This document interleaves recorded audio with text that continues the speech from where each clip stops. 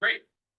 All right, so now I'll be talking about hierarchical logic graphs for grounding goals and answering questions.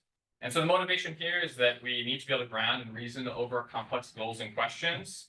And you can see from the prior talk that direct responses from the language models are pretty good, but they can struggle with handling complex goals and questions, which can include involved calculations, spatial reasoning, complex combinations of tests and calculations, references to unseen objects, reasoning over historic information.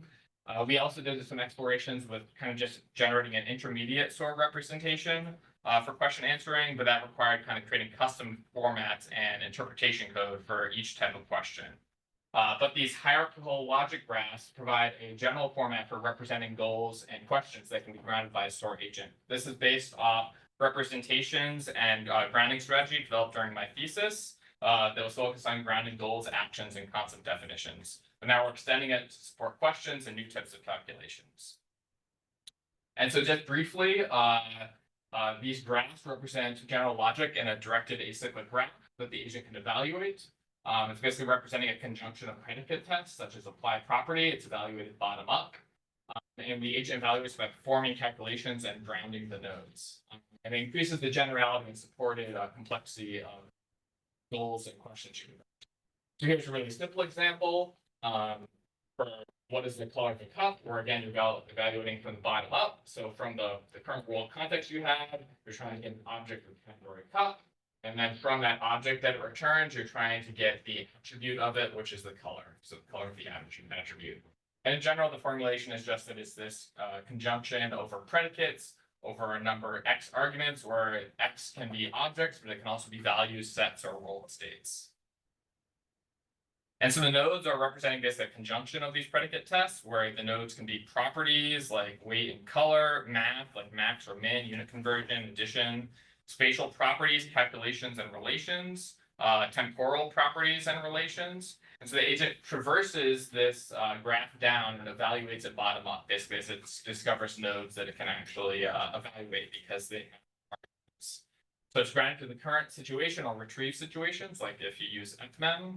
And again, yeah, it's evaluated bottom up, and it produces a successful grounding or answer or the nodes that can be satisfied.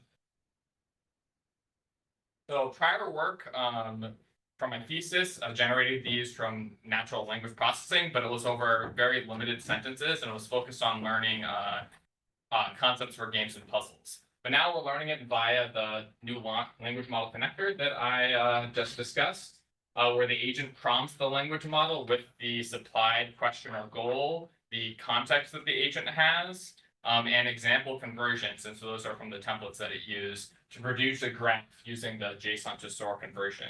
So the agent then interprets the graph, evaluating the nodes and performing the required calculations. So here you see the human might ask a question, and that question, Soar basically passes that question along with the proper template to use and the context that the agent has, and the language model returns with the graph, which then the agent can evaluate, and with that evaluation can return an answer. So here's a more complex example that we can do. So while the cargo ship was going north, what was the max speed of the Oceanic, which is a ship? And so as it traverses down to the bottom, when it hits the while node, it converts this into an fmem query, so they can basically retrieve all the states where this is true. And so then, so that you have basically the set of states where you have a cargo ship that's heading north, and then you are trying to find instances of a ship with the ID of Oceanic in all of those episodes. And then for each of those instances of the Oceanic, you're trying to extract the speed. And then finally, you're calculating the maximum of those speeds. So it's reasoning over multiple episodes that were retrieved from episodic memory. Here's a goal example working with MEA, and you'll see a quick video of this. The goal is a cooked potato on the countertop. And how this works with MEA, and this is kind of just our initial approach, is it tries to evaluate it as far as it can until it hits a node that it can't. So in this case, the potato isn't cooked. And so then it develops a desire that it can pass to MEA to try to achieve that. In this case, the potato not being cooked.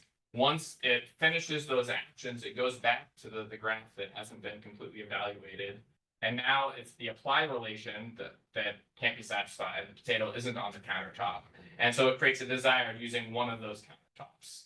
And so then it goes ahead and puts it on there. So you can see this in this video where I give it that goal. Goal is a cooked potato on the countertop. And again, it's hard to read what it's producing, but it's producing this JSON version of the hierarchical graph. It couldn't resolve the cooked potato part, so it passed off desired that the potato was cooked.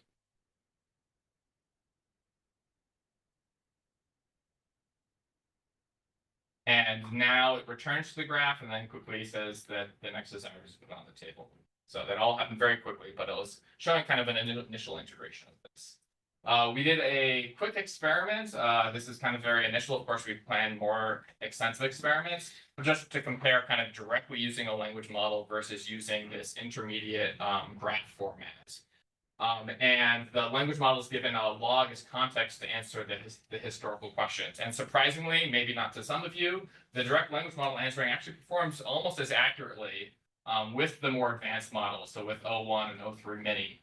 But if you look at this, it has really long response times. And even worse, because you're passing this log, you're using a huge number of tokens. So there's a large cost to having to pass the log versus relying on capability like episodic.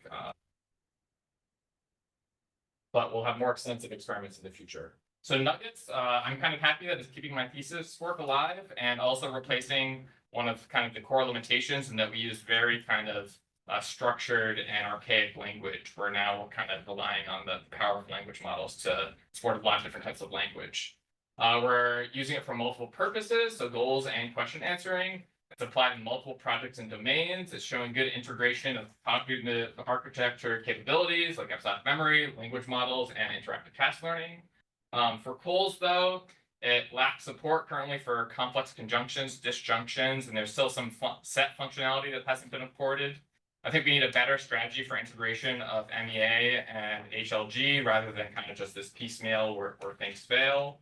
The size of the prompt with the number of examples we're giving is kind of growing. And so I think we need to experiment with approaches like it's fine tuning or some of the approaches available from DSI.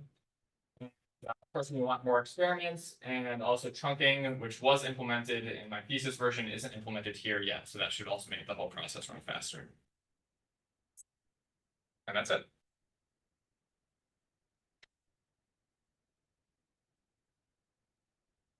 It's going to be a question on the past talk, but saying here is local models. Are they just terrible?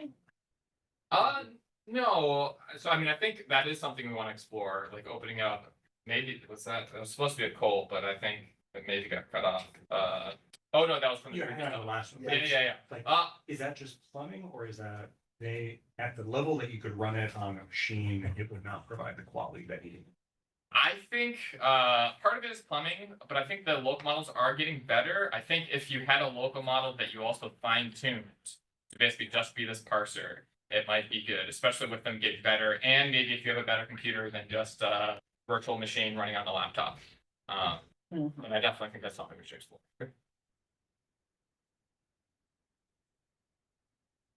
Yeah, I mean, I would just add on, it seems like the local model situation should be really strong for that. Like if you get, some low ranking adaptation going and doing some fine tuning, like it should be able to run on a fairly moderate computer and do that. Yeah, I mean, it's been sometimes impressive, like for doing the distance between two ships. I just told it, hey, there's a Habersign formula. I didn't give it any example of using it, and it created a graph that accurately represented it and was able to compute. So it's possible that we might lose some power as we move to kind of smaller models, but I think it's something worth exploring, especially with fine tuning. If we have time. You won't know all the novels written by the Bronte sisters though. Yeah. Multimodal models. Yeah, that's not something we've done, like with Soar. I think that would be interesting. It's just not something that. The question is how do you get some of the visual stuff? Yeah. Impressed with how well, it's just giving kind of the raw, like it has like potato 50 and like things like that. And it's able to do pretty good grounding. that. Looked like it was pretty. All right, thank you.